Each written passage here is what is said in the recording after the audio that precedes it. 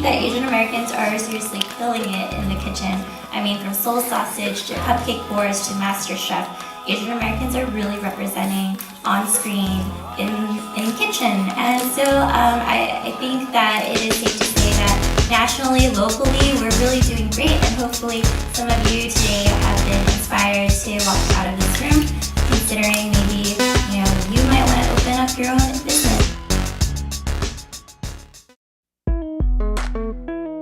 I'm a fourth generation JA. My mom is actually first.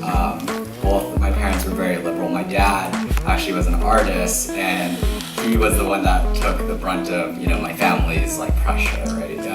They didn't understand why he wanted to be in this creative industry, and so for me growing up, my parents were like, do what makes you happy.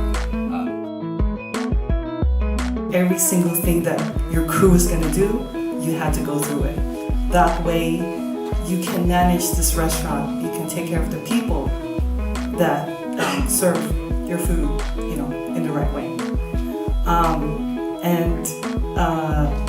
They make sure, the McDonald's Corporation makes sure that the owner-operators make money, so that they make money.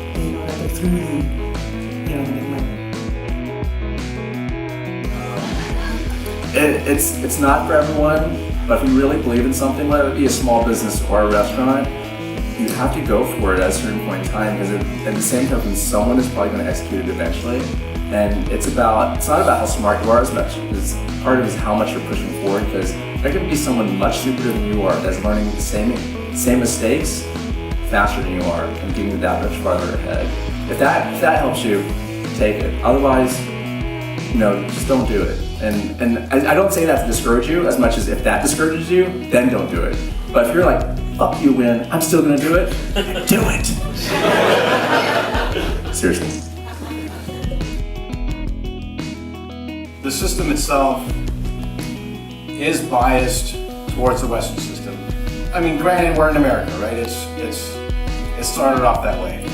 So, I have to take into consideration that we're a minority. There's just a lot of rules that are set up for Western cooking style.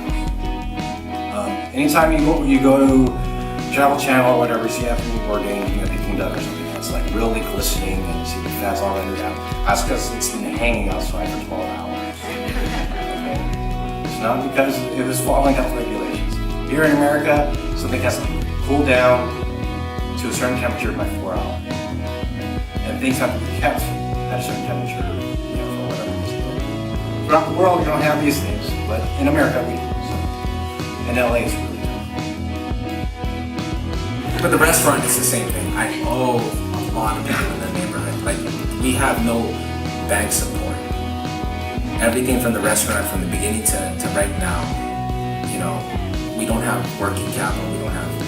We have a lot of social capital, and it's from the process of the relationships that we built.